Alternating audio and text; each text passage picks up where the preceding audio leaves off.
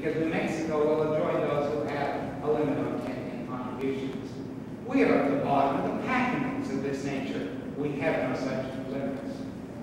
Did you know that special interest groups provide most of the money for Utah's legislative campaigns?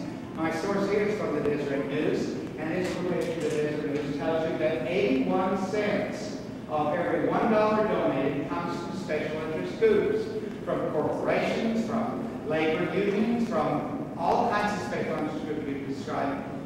Now you may say, well, isn't that where money should come from? And my response, folks, is the money ought to come from the people they work for, and that's the citizens. Folks, you should be providing the money to support candidates and helping them win the election, because they should be indebted to you, the citizens, not, in my estimation, to special interest groups, as the point points out. Corporations give a great deal in Utah. Federally, we have a limitation currently that says that corporations cannot give money to candidates. Not so in the state of Utah. Once again, we're at the bottom of the pack. 2.45, that's nearly $2.5 million, 1/3 of all donations in 2009 came to candidates from corporations. So this is the way money comes.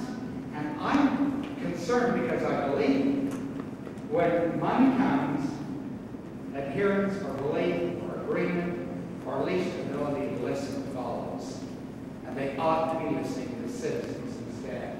Then my source on that is the Deseret News, June 22nd.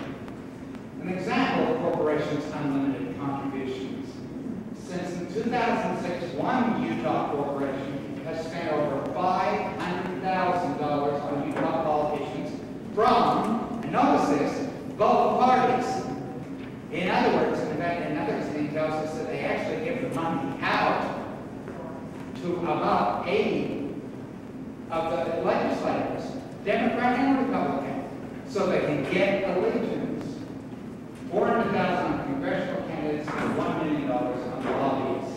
The same corporation contributed money to more than 80% of the sitting legislators. My sources are indicated there again at the bottom. It's special interest control. That's where the money's coming from, and that, I believe, is a problem. Let me give you another did you know. This case I talked about legislators can spend campaign funds pretty much as they desire. And the quotation on the board is a quotation or on the screen. The quotation is a quotation from a legislator. It is from his blog site. It's still there, or at least it was a week ago, and I copied it to make sure that I had it. But the blog site says specifically that they can spend the money that you may give them, or anybody may give them, or lobbyists may give them, exactly as they desire. How? For, he said, even personal expenses. Or if you read the second paragraph, consequently, Utah senators and representatives have often spent the money on such items as clothing, digital cameras, or car repairs. Another popular expenditure is travel costs, not only for the lawmaker, but also for his or her family. Some legislators will leave these funds to pay themselves or their spouses an additional salary. So we have insufficient control of the money which people do contribute, whether it be lobbyists or citizens. And in my estimation, we need control of that. Did you know that in Utah, legislators can be and are lobbyists? Up until the past legislative session, no limitation on legislators serving as legislators, as lobbyists existed. They did pass a law. Good. And many of us cheered, at least at first, because it appeared they had set some kind of stipulation that you could not become a lobbyist immediately after serving in the legislature.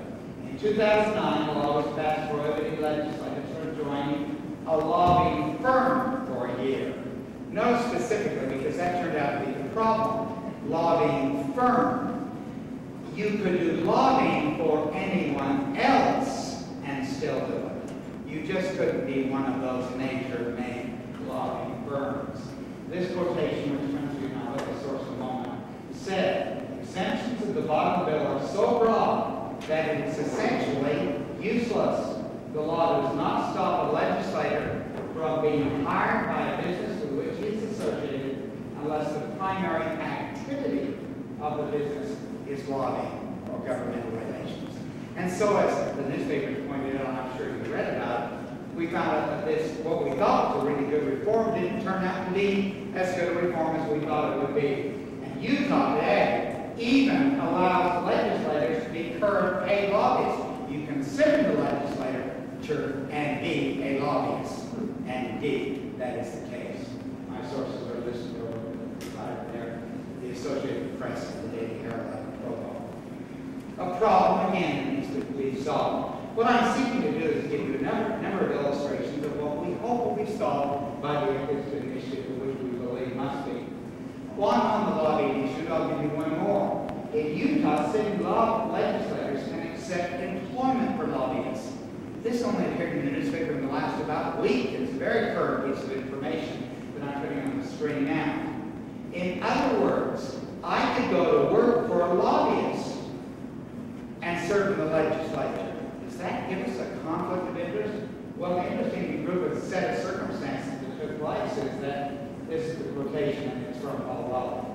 A group of lobbyists are being asked to find a job for a lawmaker who is in a position to influence their legislative agendas.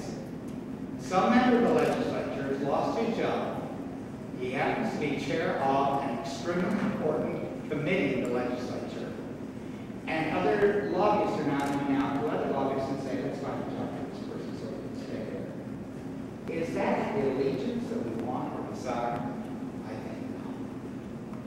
Did you know that although merit ought to determine leadership positions in Utah legislature, sometimes money rules? Follow the logic through here just a moment. There's a pattern that I've tried to suggest on this side. Lobbyists give dollars to legislators who have already seen that demonstrated.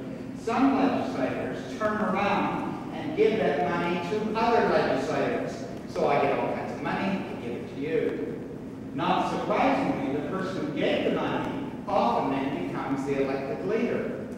Because I gave you money, all you other legislators, it's surprising that I don't become the leader. Look at the example. One legislator had a bank account of over $300,000, largely contributed by lobbyists. The same legislator, this is a quotation from the source I'll give you at the bottom, gave monthly spending donations to fellow House members, hopefully endearing them to vote for him as Speaker one more time. And he will not be surprised to know he served for 2 terms as Speaker of the House. This is literally buying influence. Money has too much power, and the allegiance ought to be to the people instead of the money which comes from, as we have seen, special interest in corporations, particularly my source is Finally, I think unless this is getting to be too many, let me just say that Utah is near the bottom in conflict of interest disclosure, where we tell what our conflicts are. The Center for Public Integrity had this quotation that said Utah ranked 47th in the nation for making basic information on state legislators' income, assets, and potential conflicts of interest available. We got 9.5 points out of a possible 100. That's the bottom of the pack that we're talking about. And another, that was the Center for Public Integrity, another organization called Readiness State Disclosure, which really comes out of UCLA. The workers there, they were a little kinder, and look, this was a little more recent. They gave us a D-. They said we were 40 in comparison. The point is we don't adequately explain what our conflicts are. Now, I'm trying to demonstrate a number of illustrations of what we believe are the problems, and problems that we think need to be solved. The question remains, is the current system working? And the answer, folks, in my opinion, is it is not, as we have seen. During the 2009 legislative session, over 30 ethics bills were presented. There are lots of great legislators out there. I want to make that really clear. There are lots of very fine legislators, and they're seeking to make a change. 30 bills were introduced. Most of them never even got out of the Rules Committee for consideration by the legislature. They did pass a few. We've mentioned a couple of those, but their impact is limited, and some legislators were already asked